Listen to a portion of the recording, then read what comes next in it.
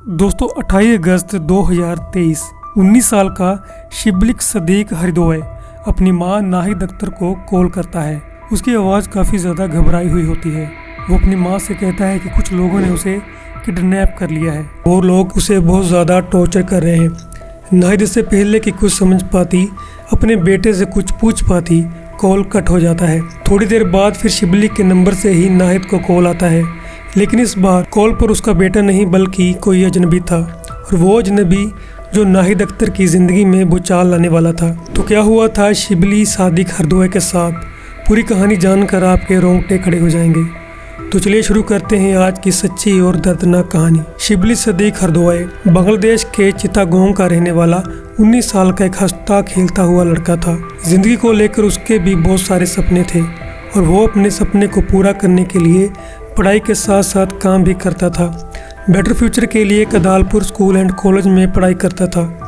पढ़ाई के खर्च का बोझ उसके गरीब माँ बाप पर ना पड़े, इसके लिए वो एक पोल्ट्री फार्म में मैनेजर की नौकरी भी करता था। शिबली की दो ही जिंदगी थी, पढ़ाई और काम। वो हर वक्त इन दोनों कामों में लगा रहता था। शिबली अपने काम के प्रति कुछ ज़्यादा ही ईमानदार था, और उसकी यही ईमानदारी उसके लिए मुसीबत बन गई। शिबली कदालपुर के जिस पोल्ट्री फार्म में मैनेजर की नौकरी कर रहा था, उसी पोल्ट्री फार्म में माइनॉरिटी ट्राइबल कम्युनिटी के 5-6 लोग काम करते थे। एक जगह काम करने पर शिबली और वहाँ काम कर रहे दूसरे लोगों के बीच दोस्ती हो चुकी थी, क्योंकि शिबली पोल्ट्री फार्म का मैनेजर था और वहाँ के वर्कर्स की उनसे दोस्ती हो गई थी। वो लोग इस दोस्ती का नाजायज़ फ़ायदा उठाने लगे थे और काम में कोताही बरतने लगे थे, लेकिन शिबली को ये चीज़ हरगिज पसंद नहीं थी। काम करने को लेकर शिबली उन सबको टोकने लगा। वहाँ शिबली की उम्र सिर्फ 19 साल की थी, जबकि ज़्यादातर वर्कर्स 24 से 25 साल के थे। इसलिए अपने से छोटे मैनेजर से कमांड लेना उन लोगों को पसंद नहीं आ रहा था। बस यही से विवाद की शुरुआत होने लगी। धीरे धीरे बात आगे बढ़ती गई और विवाद लड़ाई में बदल गया। शिबली और बाकी वर्कर के बीच लड़ाई हो गई और ये बात पोल्ट्री फार्म के ओनर तक पहुंच गई। ओनर ने समझाकर मामले को शांत करवाया और फिर नॉर्मल वे में काम करने लगे। शिबली पिछली सभी बातों को भूलकर अपने काम में मगन रहने लगा, लेकिन शिबली का विवाद जिन लोगों के साथ हुआ था, वो लोग इसे भूले नहीं थे। वो लोग बदला लेने के लिए तड़प रहे थे। इस बात को लगभग 2 महीने बीत गए। 2 महीनों तक सब कुछ नॉर्मल चलता रहा। शिबली पोल्ट्री फार्म की शांति से खुश था, लेकिन उसे क्या पता था कि ये शांति तो उसकी ज़िंदगी में आने वाले तूफान के पहले की शांति है। आखिरकार 28 अगस्त 2003 का वो मनहूस दिन आ गया, जिस दिन पोल्ट्री फार्म के वर्कर्स ने शिबली से बदला लेने के लिए उसे किडनैप कर लिया। शिबली उस वक्त पोल्ट्री फार्म में ही काम कर रहा था। तभी उमंगचुंग मारमा अपने कुछ साथियों के साथ वहां आ धमका और शिबली को जबरदस्ती उठाकर अपने कार में बिठा कर ले गया। उमंगचुंग मारमा वो आदमी था जिससे शिबली के विवाद की शुरुआत हुई थी। जब ये सभी किडनैपर शिबली को किडनैप करके अपने साथ ले जा रहे थे, तो उस समय शिबली का मोबाइल उसी के पास था। किडनैप होने के लगभग 12-13 घंटे बाद शिबली ने किडनैपर से छुपाकर अपनी मां नाहिद अख्तर को कॉल किया। शिबली के घर वाले पहले से ही उसकी तलाश में थे।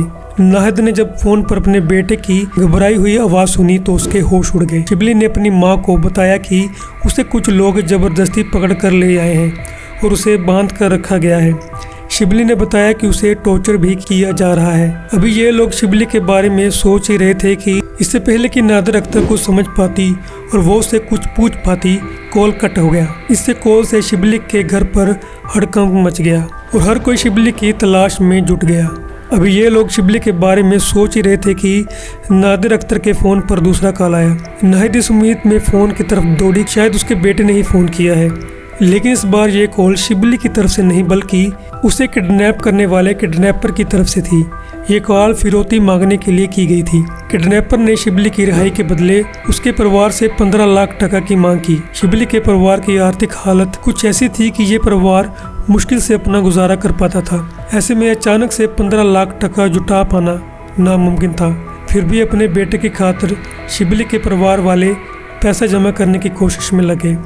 15 लाख टका की फिरौती मांगने के 3 दिन बाद जब शिबली के परिवार वाले पैसे का इंतजाम नहीं कर सके, तब 31 अगस्त को किडनैपर ने फिर कॉल किया। शिबली के पिता ने कॉल करने वाले किडनैपर को अपनी गरीबी की दुहाई दी और फिरौती की रकम कम करने की गुजारिश की। किडनैपर तो पहले से ही शिबली और उसके परिवार की आर्थिक स्थिति के बारे में जानता था, इसलिए उन्होंने फिरौती की रकम घटाकर 15 लाख से 2 लाख टका कर दी। वैसे तो एक गरीब परिवार के लिए 2 लाख टका करना भी काफ़ी मुश्किल है, लेकिन जब बात घर के चिराग की ज़िंदगी की हो तो कैसे भी करके पैसों का इंतज़ाम करना ही पड़ता है। और शिबली के माता पिता ने भी वही किया। दर दर हाथ फैलाने के बाद आखिरकार 4 सितंबर शिबली के माता पिता ने 2 लाख रुपए जमा कर ही लिए। फिर उन्होंने किडनैपर से संपर्क किया।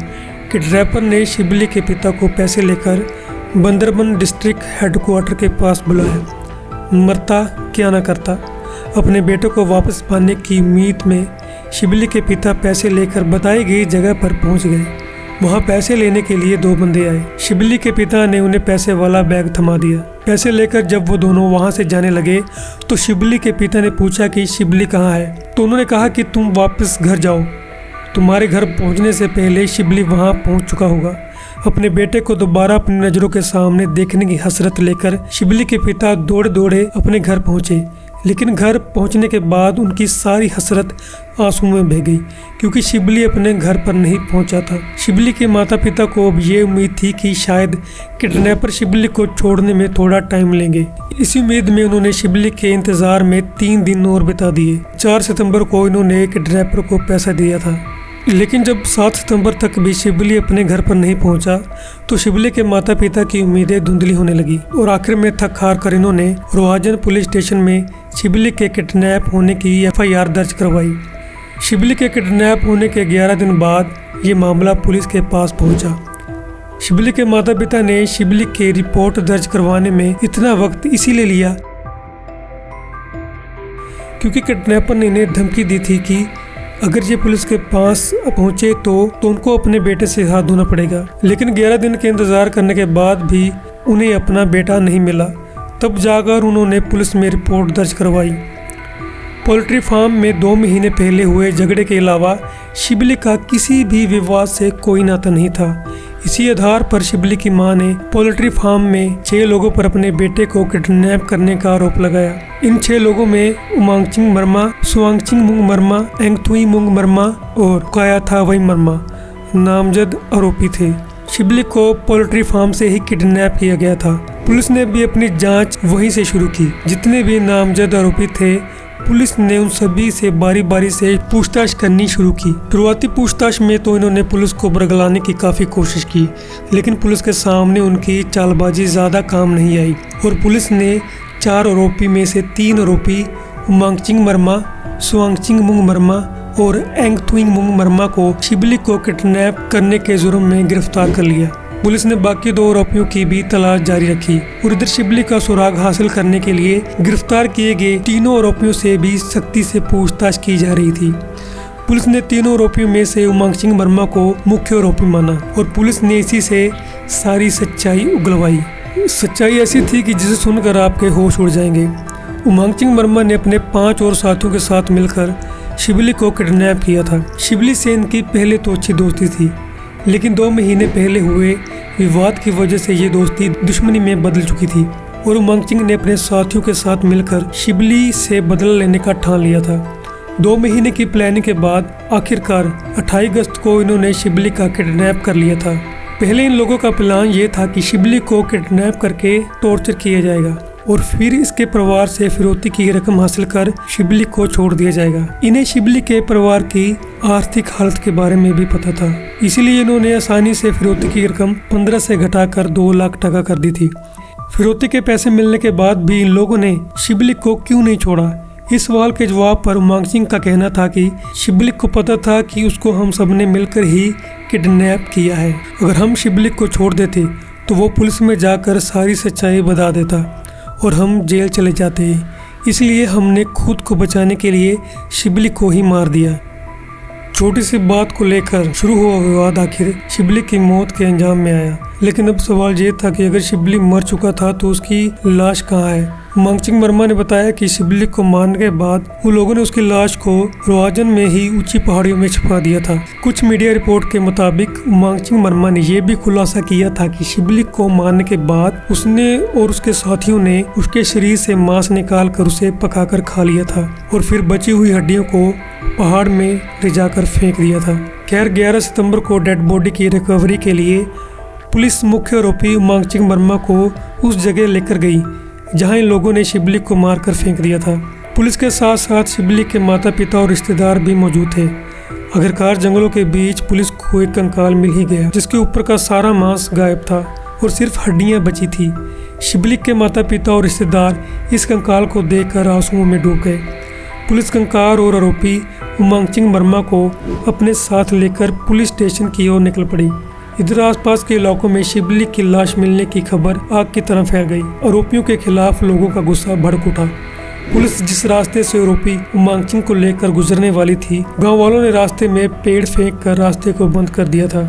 जैसे ही पुलिस की गाड़ियां वहां पहुंची, गुस्साई भीड़ पुलिस की गाड़ी पर टूट पड़ी और आरोपी मांगचिंग वर्मा को गाड़ी से निकालकर बाहर निकाला। बेकाबू भीड़ ने मांगचिंग वर्मा को मारना शुरू किया और जब तक मारते रहे जब तक उसकी जान नहीं चलेगी। भीड़ को शांत करने की कोशिश में 3 पुलिस वाले भी जख्मी हो गए। अंत में बेकाबू भीड़ को काबू करने के लिए पुलिस को आंसू गैस के गोले और एयर फायर का इस्तेमाल करना पड़ा।